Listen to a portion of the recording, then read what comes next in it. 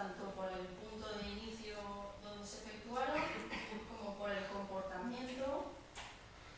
Determinamos en qué condición sinóptica o situación meteorológica se daban. Determinamos que en ese registro de históricos relevantes se producían en 3 condiciones sinópticas. También los tipificamos según la fuente Costa et al, que nos dibuja un esquema de propagación, ¿de acuerdo? Para, con ese escenario caracterizado y ese análisis, poder simularlos, poder recrearlos. Recurrimos a los antecedentes porque la clave de la planificación es la anticipación, ¿de acuerdo? Simulamos para obtener en concreto parámetros que definen la capacidad de extinción, ¿vale? Para cada una de esas 3 condiciones sinópticas se simuló para obtener la longitud de llama, la velocidad de propagación y la actividad de cofas, ¿vale? Estos parámetros suponen limitaciones en el servicio de extinción. Además, por la metodología de Scrip y García, que Scrip es juntamente hoy presente, simulamos también carreras de fuego desde puntos de inicios ya de incendios acontecidos y determinamos lo que llamamos nodos de propagación iniciales, son muchísimos, y luego los prioritarios, haciendo un filtro por carreras y por ramificaciones y tiempo de recorrido, ¿de acuerdo? Aquí vemos imágenes de las simulaciones, 2 de parámetros para condiciones saharianas y un dato de la capacidad de extinción, que es esta última imagen de aquí abajo. El 40% de la isla estaba fuera de capacidad de extinción. Otras imágenes, aquí vemos las carreras de fuego con los puntos de inicio simulados para cada condición sinóptica. Y los nodos de propagación, los iniciales son aquella extensa malla incomprensible de nodos de propagación, ¿de acuerdo? Que requiere de un filtro según metodología Scrip-García y que además de ella se intersectan con las zonas fuera de capacidad de extinción, ¿de acuerdo? Y se quedan, digamos, los relevantes, ¿vale? El último paso para poder definir lo que nosotros entendemos por puntos estratégicos de gestión sería nuestro criterio técnico, ¿de acuerdo? Este criterio técnico va desde bajar ese punto de la simulación al territorio, cuestionar el resultado de esos simuladores, aplicar afecciones territoriales y normativas, incluso proponer puntos donde se pueda confinar esa inhibición, hablo de anclaje de colas y cabezas, o incluso puntos que faciliten la accesibilidad al medio forestal. Y después de estos puntos estratégicos de gestión, lo que os comentaba, lo trasladaríamos a propuestas concretas, áreas estratégicas de gestión. Aquí os muestro una imagen sobre la cartografía en formato KML que realizamos para el plan integral con la batería de acción. Con más detalle, esta acción ABC, el código ABC responde a un área de baja carga. Aquí lo que intentamos es reducir la carga y la continuidad del combustible. En esta otra, con el código CV, responde a un cortafuegos verde, donde jugamos con la disponibilidad del combustible arder. Estamos hablando de especies con alto contenido de humedad que retardan el avance del fuego. Estamos hablando de laurisilva, estamos hablando de castaños, ¿de acuerdo? Y el segundo caso de trabajo a comentar aquí es el Plan Local de Prevención de Incendios del término municipal de Xàbia. Lo hemos escogido, entre otros muchos, por la complejidad de la interfaz humano-forestal que presenta y también por el abandono rural y la forestación de cultivos que se da en el territorio. Hablamos de casi 7.000 hectáreas de planificación. La metodología, en este caso, es muy similar, aunque más simplificada, ¿de acuerdo? Las simulaciones que realizamos aquí están en función de lo que dispone el plan de silvicultura preventiva respecto a condiciones estándar y extremas, y por supuesto se simuló un gran incendio acontecido en el polígono de Benitatxell en septiembre de 2016, que afectó a unas 800 hectáreas y que de entre ellas 120 eran urbanas. Nos da una idea de cómo era esa complejidad, ¿de acuerdo?, de interfaz urbana. Simulamos los parámetros de capacidad de extinción y la integración de los mismos.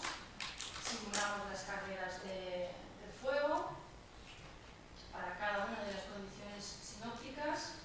Extraímos los puntos estratégicos de gestión y determinamos en el territorio las áreas estratégicas de gestión que quedan. Y por último, agradeceros vuestra atención y dejaros con una frase que consideramos del todo apropiada para la jornada.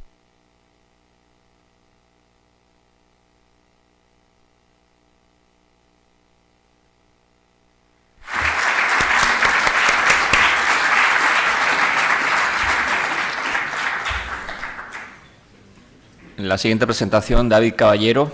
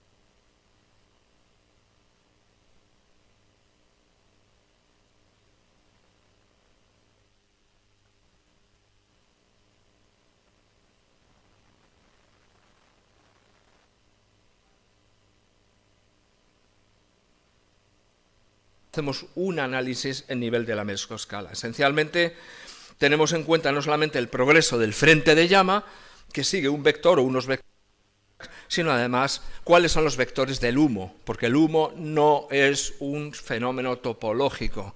El otro depende de las condiciones del territorio, combustible, topografía, pero el humo, al momento que se despega del suelo, depende de las condiciones del flujo del aire. Luego podemos tener dos vectores diferentes de propagación de humo y pavesas y de propagación del frente de llama. Están acoplados, pero no están desligados. En este sentido, yo sugiero que revisemos la metodología de los puntos estratégicos de gestión.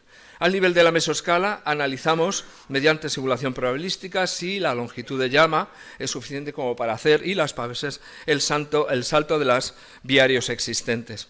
Aquí, por ejemplo, es un fuego de cola, que de acuerdo a las longitudes de llamas y los viarios existentes no pasa las calles de Molino de la Hoz.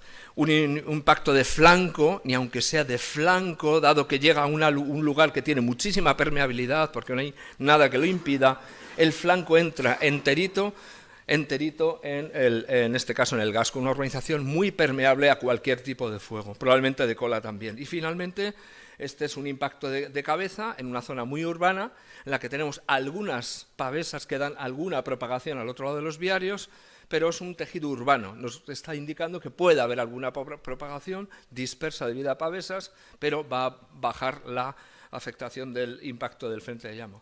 Y esto se sigue con lo que vemos en los incendios, porque es real, los impactos directos sobre las urbanizaciones muy urbanas no son tan bestias. Lo hemos visto aquí en la Comunidad Valenciana, he tenido la enorme suerte de ir de la mano de Raúl Quiles, que me ha explicado pues gran parte de estos impactos que a mí me llamaron mucho la atención, el comportamiento del fuego en la zona de Gandía, en este incendio de Lluchent, y uno llega a la conclusión de decir, viene muy fuerte, hay una intensidad muy importante aquí de fuego, pero el impacto real sobre las estructuras lo es sobre los acristalamientos, sobre algunos lugares, puntos débiles de los tejados, pero poco más, no es mucho más. Y es algo que se repite, ¿no? Los impactos no nos dan tanta destrucción como, por ejemplo, la percolación de este fuego y la afectación de la combustión postfrontal. Efectivamente, en Grecia, algo que quiero subrayar, no solamente en el impacto, ¿qué deja el impacto después? Pues miramos a las alineaciones y la continuidad del combustible dentro de las urbanizaciones, especialmente las alineaciones con el viento. Aquí tenemos el incendio de Mati, resultado de la evolución de un tejido básicamente agrícola en un intermix creado prácticamente de cero. Se deja la estructura de las propiedades alargadas en la dirección, en este caso, del viento, dejando estas parcelas llenas, en este caso, de pinos y todo tipo de material combustible, además ayudadas por el efecto chimenea de las propias calles. Este tipo de transformación de terreno agrícola en terreno de intermix es, como ha sido probado, especialmente vulnerable. El resultado es que tenemos propagaciones dentro no frontales, son propagaciones que son alimentadas por las pavesas, pero con suficiente continuidad para crear internamente esta propagación, esta permeabilidad, crea nuevamente impactos y, por supuesto, pavesas.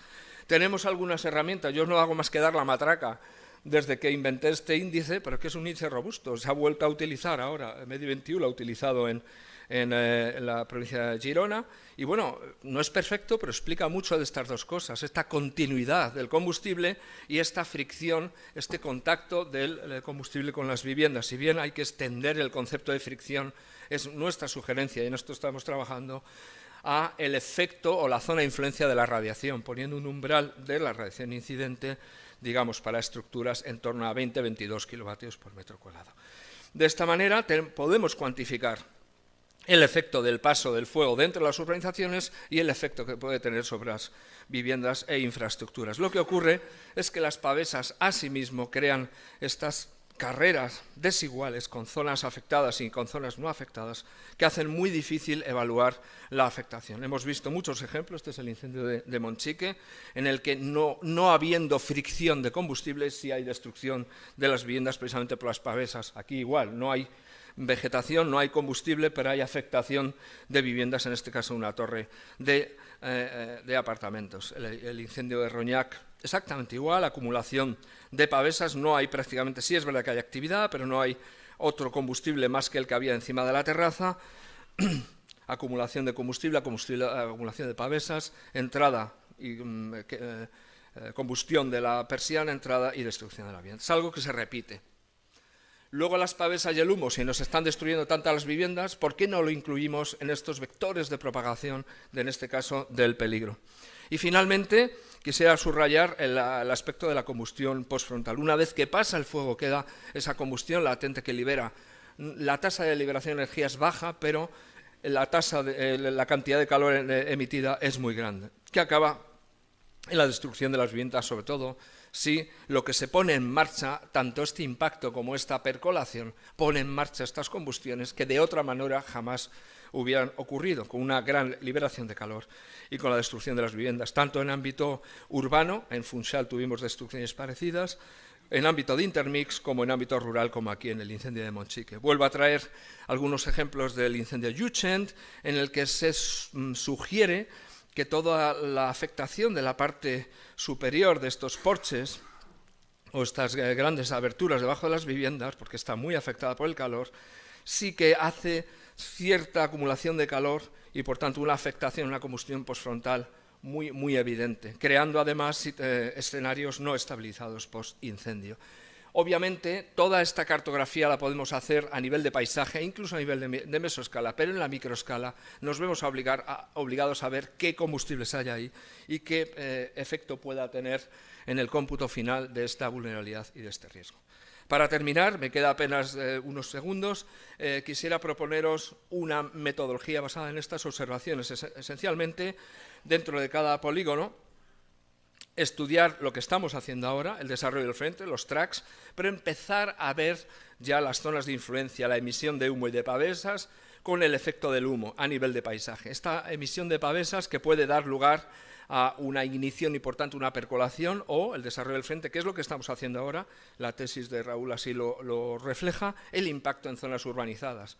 Con ello, la interacción entre percolación e impacto, porque ese fuego que pasa está realmente impactando en todas las viviendas que tenemos dentro, y finalmente, ya a nivel de la microescala, hacer una asesoría de la combustión postfrontal, que es algo un poquito más complicado, básicamente por tomar los datos. Sé que Medi21, en los trabajos que ha hecho de análisis de planes de autoprotección y de planes municipales de emergencia, ha incorporado algunos de estos conceptos. Con esto tenemos los efectos sobre las viviendas, sobre las urbanizaciones, sobre las viviendas, y hacemos el cómputo hacia atrás. Por eso pongo los sumatorios aquí arriba de todas las parcelas con ese daño o riesgo esperado, computo lo que tengo en la urbanización y le añado esa capacidad de percolación, y con todas las urbanizaciones o zonas urbanizadas las añado todas al paisaje. Y de esa manera las incorporo a los polígonos en mi análisis de puntos estratégicos de gestión. Una idealización, y son mis últimas dos diapositivas, en el que un punto de gestión o un punto crítico dispara hacia dos polígonos en las que tenemos en un lado, esto es una idealización de un intermix y esto es una zona urbana compacta, de una ciudad, por ejemplo. Vemos que el preimpacto en estas condiciones de viento nos lleva el humo hacia una afectación mucho mayor en la ciudad, donde podemos tener afectación esencialmente por el humo y las pavesas, cuando no vamos a tener en este escenario ninguna en el intermix. A la vez, en un escenario de componente sur, nos afectaría directamente a la zona de intermix y no nos afectaría a la ciudad. Consecuentemente, teniendo en cuenta la tipología de impacto que podemos esperar, en rojo impacto de cabeza, en naranja impacto de flanco, en amarillo impacto de cola, vemos que en el escenario 1 nos llegaría un impacto en una zona urbana. El problema no sería más que en la primera fila de viviendas. ¿Cuál es nuestro problema en el escenario 1? ¿El impacto o la zona de influencia con las pavesas y el humo? Eso es lo que hay que preguntarse, evaluarlo, incorporarlo en nuestra valoración de los polígonos y los puntos estratégicos de gestión. Sin embargo, nos llegaría un fuego de flanco probablemente controlable, afectando al intermix, pero con mucha permeabilidad, como he mostrado antes.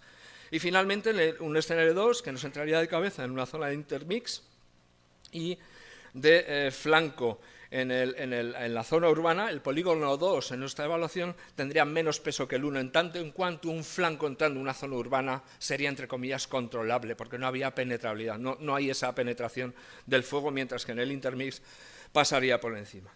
Bueno, espero haberos inspirado. Esto esencialmente son las conclusiones. Es un método que sugiere el análisis de 3 escalas imbricadas, acoplarlo con 4 fases de afectación y así tenemos un marco en el que armar un montón de ideas. Es necesario conocer funciones de riesgo, hace falta investigación. Este índice de interfaz WIX es muy sencillito de hacer, pero parece que discrimina bastante bien. Me estoy pasando ya de la raya. La mesoescala incluye permeabilidad y fricción. Son los 2 conceptos nuevos que hay que empezar a trabajar, tanto en planificación como en operación. La microescala, como digo, exige una revisión a pie de terreno muy detallada. Es perfectamente aplicable también a viario y a infraestructura crítica dentro de cada polígono de cálculo. Falta por cuantificar las zonas de influencia, especialmente el humo. No trabajamos para nada el humo. En Coimbra no hablamos prácticamente nada del humo y nos está afectando. Y finalmente, lo he dejado para el final, pero es súper importante. En nuestra evaluación de daños, aquí tenemos un experto en evaluación de daños, no se incluyen las víctimas. Fue precisamente Córdoba quien me dijo, oye, hacer el estudio, ¿por qué no incluís las potenciales víctimas? Potencial de tantos, este es el porcentaje de tener tantas víctimas en estos escenarios, dado que cambian tanto las cosas. Creo que son puntos que pueden inspiraros para mejorar esta metodología. Estoy a vuestra disposición. Muchísimas gracias.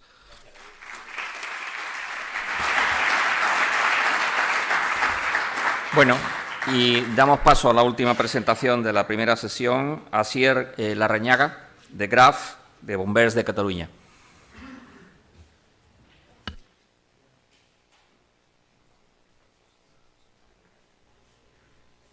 No, ¿qué sala teníamos esta reservada? ¿Te acuerdas? ¿Qué sala teníamos esta reservada? ¿Te acuerdas?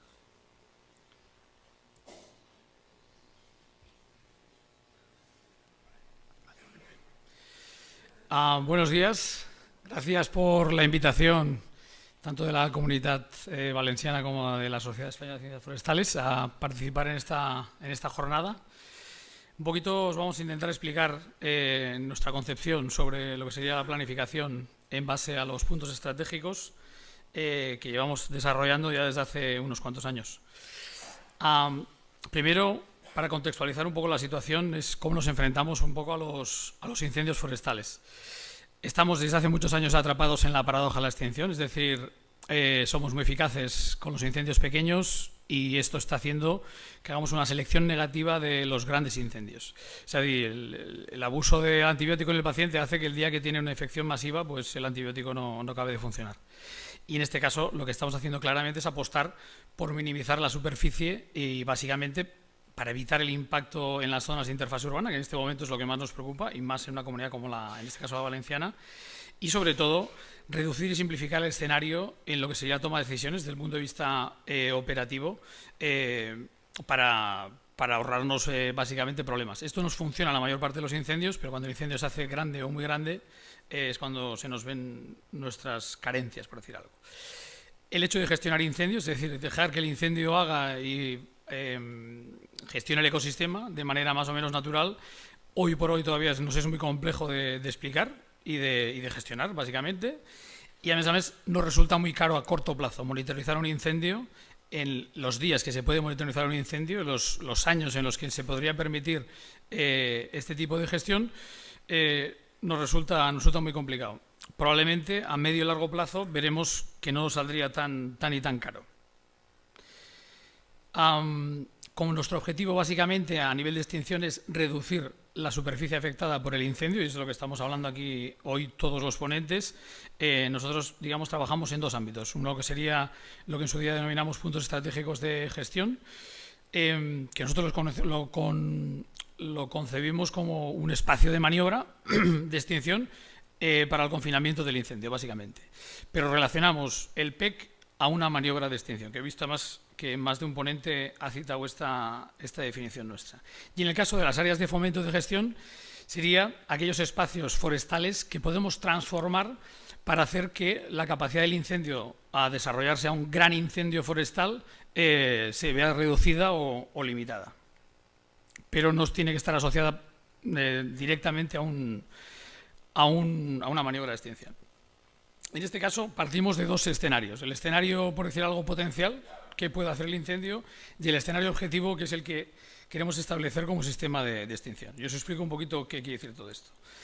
El escenario potencial se basa en qué es lo que quiere hacer el incendio. Esto es el conocimiento que deberíamos tener sobre el patrón de movimiento, patrón de propagación que seguirá este incendio. Dentro de la familia de posibles incendios topográficos, conducidos por viento, convectivos, que hemos visto aquí unos cuantos ejemplos, es conocer cómo se mueven estos fuegos. Y la otra parte es qué puede hacer el incendio. Y esto está determinado principalmente por qué tipología de combustibles existen y qué disponibilidad tienen estos combustibles a quemar, básicamente. Y esto está relacionado mucho con situaciones de sequía prolongadas, situaciones meteorológicas, marco meteorológico que definiría el incendio de referencia. Y en el marco meteo se traducirá a un comportamiento de fuego. Es decir, nosotros, si estamos planificando obra, porque consideramos el PEC como una obra forestal, tenemos que ver para qué tipo de problema estamos dimensionando la obra. Y eso está relacionado con el comportamiento de fuego que va a llegar a ese punto estratégico, si va a lanzar focos secundarios el frente, que queremos estabilizar, y a qué velocidades de propagación se va a mover. Y por otro lado, para caracterizar este incendio de referencia, necesitamos saber si la ventana será de 6 horas, 12 horas, 72 horas, dependerá mucho del episodio concreto que nos está mandando el incendio. Y esto nos da una ventana de lo que será el incendio problema, el incendio de referencia, que básicamente se enmarcará en un marco meteorológico y en una disponibilidad de combustibles. Lo que sí podemos hacer es, dentro de nuestro histórico de datos de sequías acumuladas, que Raúl también ha citado, disponibilidad de combustibles y sobre todo el marco meteorológico, las ventanas que nos generan estos grandes incendios, trabajar por percentiles. Es decir, podemos trabajar dentro del histórico de climático que tenemos, ver para qué situaciones o escenarios meteorológicos estamos diseñando nuestras infraestructuras de extinción. Y el escenario objetivo, básicamente, es... suena muy prepotente decirlo, es qué quiero dejar de hacer el incendio. O sea, como sociedad, ¿qué nos permitimos o qué queremos dejar que este incendio acabe quemando? Está claro que alguna porción de territorio la va a quemar hasta que nosotros seamos suficientemente eficaces como para apagar el fuego. Y es una ecuación relativamente sencilla. Es qué es lo que puede hacer el fuego en base a su capacidad de quemar dentro del marco meteorológico, el escenario, y esto menos nuestra capacidad de extinción, que se basará en la estrategia, en el plan que tengamos, más los recursos que tengamos como dispositivo de extinción, menos lo que nos ayude la planificación, en este caso, que tengamos predefinida como puntos estratégicos, y la resistencia que genere este paisaje a la propagación de los incendios en base a las áreas de fomento de gestión. Esto, como resultado final, nos dará una superficie resultante de incendio. Y esta es la que tenemos que definir previamente antes de empezar a planificar nuestro paisaje o nuestro territorio. Por lo tanto, ¿cómo nos vamos del escenario potencial al escenario objetivo? Pues por una parte necesitas conocer muy bien el incendio problema que vas a tener delante, y esto parte de tener una estrategia o un plan para organizar tu extinción, y es ordenar y secuenciar todas las acciones de extinción que harás o tendrás que desplegar para confinar el incendio. Y por otra parte, necesitas apoyar todas las acciones de extinción, y esto se basa principalmente en los puntos estratégicos que te hayas preparado, que es donde ahora más o menos intentaré explicar nuestra metodología de trabajo. Aquí os ponemos un caso de estudio, que es el macizo de la Serra de Rubió-Montserrat. Esto es un espacio de unas 44.000 hectáreas. Es una sectorización, es un sector de incendio que como tal tiene entidad, aunque está relacionado con otros. Ya veis que existen continuidades con otras masas forestales. Este está dentro de lo que sería la Cataluña Central. Y lo primero que hacemos es una poligonización por polígonos de potencial dentro de este territorio. Y básicamente nos basamos en la cuenca hidrográfica, es decir, miramos cuencas hidrográficas porque sabemos, es como una base de planificación en la que conocemos más o menos claramente tanto fuegos topográficos, fuegos conducidos por viento, fuegos convectivos, cómo interaccionan, independientemente cómo aborden esa cuenca hidrográfica dentro del patrón de propagación de los incendios, de la familia de incendios. Y nos fuimos hacia una automatización en determinar cuencas y consideramos que las 450 hectáreas de cuenca se ajusta bastante bien a lo que hemos conocido como incendios en los que se puedan comenzar a ver cambios de alineación o detecciones del comportamiento del fuego en estas posiciones topográficas. Estudiamos los incendios históricos, hay que conocer y tienes que determinar cuál es tu incendio de referencia. En este caso, este es un espacio que tradicionalmente ha sido afectado por incendios de poniente, y dentro de cada uno de estos incendios lo que determinamos y desgranamos es el patrón de movimiento, el patrón de propagación que han seguido. Esto es importante, conocer los históricos, de qué manera se han movido en el territorio, para ver la interacción que han tenido con esta topografía. En base a este conocimiento tenemos determinadas diferentes fichas de intervención desde el punto de vista operativo. En este caso, los incendios convectivos con una componente de viento, conocemos cuál es el patrón, cuáles son las claves de propagación de estos incendios, dónde se establecen los puntos críticos y las oportunidades que nos generará este tipo de incendio. A cada polígono le damos un nombre, y esta es la parte importante. Es la parte de que nos basamos básicamente en el conocimiento experto, no utilizamos simuladores, lo que establecemos son las conexiones existentes entre todos estos polígonos. Es decir, en la situación, en este caso, de vientos de poniente, que son los que generan los grandes incendios en este espacio, determinamos la probabilidad de conexión en base al patrón de propagación que hay entre polígonos. Y determinamos 3 probabilidades, alta, media y baja, en función de los elementos que tenga el frente del incendio a conectar 2 polígonos. Este es el esquema, en este caso, de conexiones, y fijaros que establecemos como elemento a destacar todas las zonas de interfase urbana más destacables que existen en este territorio. El siguiente paso que le damos a este mapa de conexiones es analizar los valores. Es decir, yo en este caso puedo determinar mis prioridades, o uno de los pesos a valorar dentro de mis prioridades serían la posible población afectada que tendré. David nos ha explicado ampliamente los problemas que generan la llegada de grandes incendios de este tipo a zonas de interfase urbana. Podemos apostar por el valor de polígonos de mayor superficie, porque nuestro interés puede ser reducir la superficie final del incendio, o podemos darle valores ecológicos a nivel de importancia. Aquí tenemos un espacio natural de reconocido valor ecológico, por lo tanto estos polígonos serían polígonos a intentar proteger. O la otra puede ser la capacidad de resiliencia de este ecosistema, porque hay zonas que han sufrido recurrencia y castigos severos de incendios y se ve que son ecosistemas que comienzan a estar en un proceso de regresión muy importante. Puede ser otro valor a tener en cuenta a la hora de planificar. A partir de aquí tenemos que empezar a hacer el análisis de la propagación, es decir, la relación que hay entre los polígonos, las conexiones y qué itinerarios de propagación se nos generan en el caso del escenario. Fijaros que destacamos una serie de polígonos que son como hub, son polígonos que les entran conexiones de otros diferentes polígonos y a su vez son distribuidores hacia otros polígonos de propagación.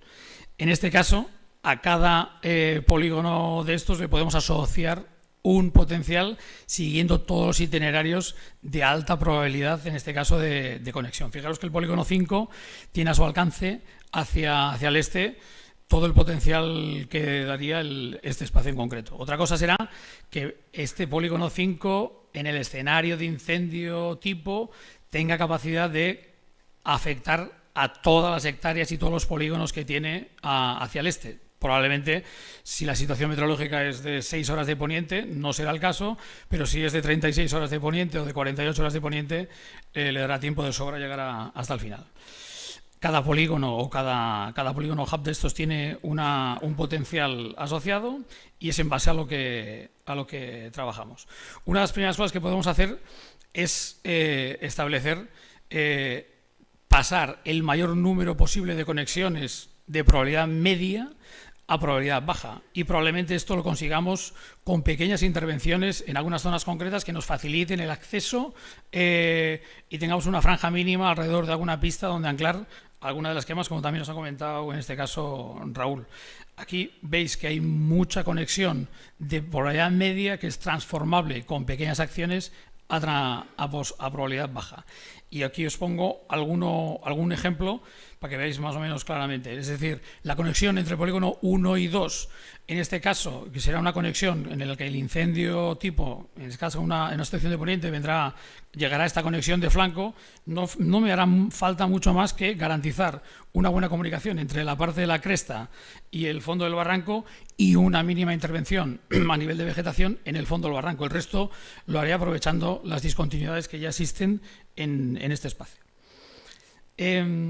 Otra de las cosas que podemos hacer es aprovechar las discontinuidades combustibles que ya existen. Es decir, yo puedo tener polígonos con una relación directa de conexión en una situación de poniente, pero si analizo un poco el territorio, veo que la conexión en poniente del polígono 19 al 23 es directa porque están alineadas totalmente al poniente, pero tengo un paisaje que me da muchas facilidades para, con pequeñas y mínimas intervenciones, transformar esto a una conexión fácilmente confinable y evitar este paso, que sería tratar las zonas forestales y tener garantizado que las zonas agrícolas no sean propagadoras de incendio. Y esto formaría parte de la infraestructura, en este caso PEC, de extinción.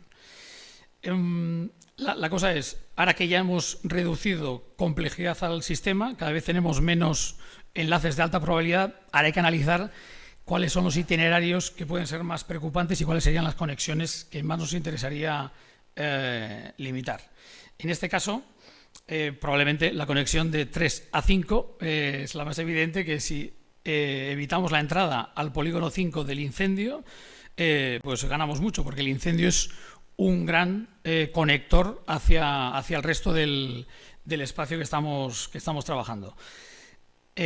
Por ejemplo, conexiones como de 9 a 14 o 14 a 17 nos permiten limitar propagaciones o itinerarios lineales que tienen muchos polígonos de difícil confinamiento entre ellos. Y otro, por ejemplo, que es lineal y que trabajando en una sola conexión evitamos por ejemplo, una línea de propagación en la que además se verían afectadas zonas de interfase urbana. Está claro que estas conexiones de 22 hacia 29 y 30 son muy importantes, básicamente porque es donde se aglutina la mayor parte de zona urbana o de interfase urbana que recibiría el impacto en una situación de viento de poniente. Otras conexiones podrían ser estas de 16 hacia 20 y 21. Y esta, por ejemplo, la de 5 a 13, es una conexión interesante de desactivar, pero cuando vamos sobre el terreno a ver esta conexión, si es factible de limitar, nos llevamos la desagradable sorpresa de que la zona de adyacente entre los dos polígonos es muy grande, totalmente orientada al viento de poniente, en plena alineación y además con muy pocas oportunidades de discontinuidad de combustibles, todo masa forestal, con algún campo en el medio, pero que tampoco está en una disposición que nos permita garantizar que por mucha inversión que hagamos aquí desde el punto de vista forestal, vamos a evitar la conexión entre estos dos polígonos. Por lo tanto, un minuto. Es decir, en cambio, en la conexión 14-17, una vez la valoramos, vemos que con trabajos en zonas de discontinuidad de combustible que ya existen, podemos conseguir que el incendio conecte de 14 a 17, pero quede confinado dentro del polígono 17, porque la configuración de flancos, en este caso la disposición de campos, nos va a facilitar las cosas.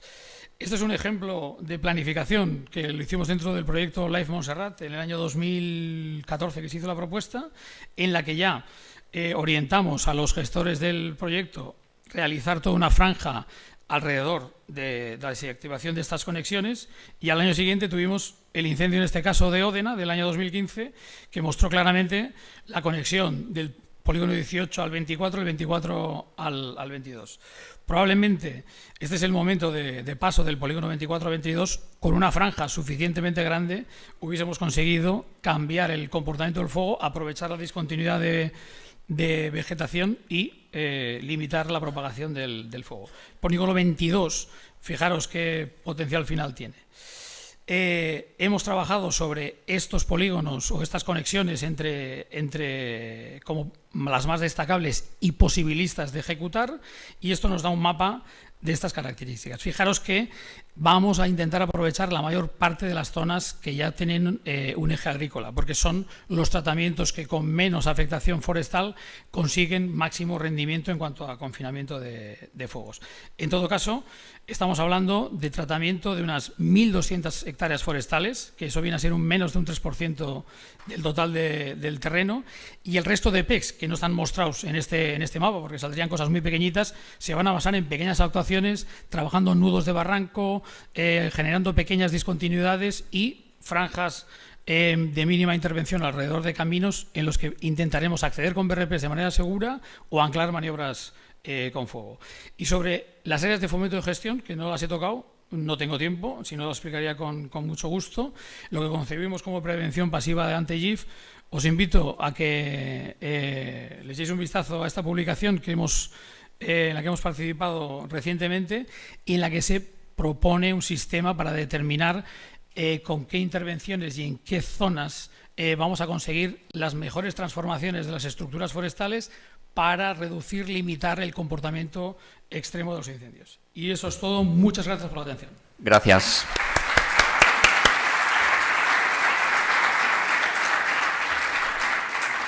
Bueno, muy bien, pues gracias al esfuerzo de los distintos ponentes en ajustarse a su tiempo, hemos podido casi ajustarnos a la hora prevista sin algunos minutos, porque son ahora mismo las 11, de discusión. Vamos a tomar 5 minutos. Javier, ¿te parece oportuno antes de tomar el café? Lo digo por si en el auditorio, frente a alguna de las sugerencias de los distintos ponentes, se ha generado algún tipo de inquietud. Es la oportunidad para hacer la interacción ahora con cada uno de ellos. Así que sugiero, si hay alguien en la sala que quiera hacer alguna pregunta en cuestión, algún ponente en concreto.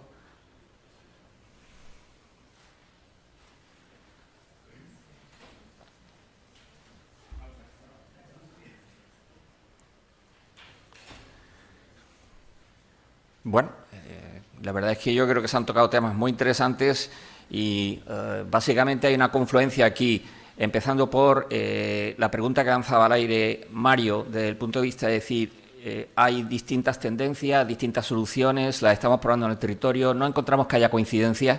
Eso no es una reflexión negativa ni pesimista, es una reflexión que pone en manifiesto que hay distintos caminos que tienen un origen distinto en la forma de interpretar la gestión del territorio desde el punto de vista analítico. Pero yo creo que precisamente al hilo de las presentaciones que se han escuchado en esta primera sesión, vamos confluyendo ya hacia una necesidad de un estudio del paisaje, que yo creo que es donde radica la cuestión. Entonces, esperando que luego a la tarde seamos capaces de integrar información de la sesión esta y las venideras, pues yo creo que es el momento oportuno de parar, descansar, tomar café. Y nos reencontramos a las 11:30, de acuerdo al programa.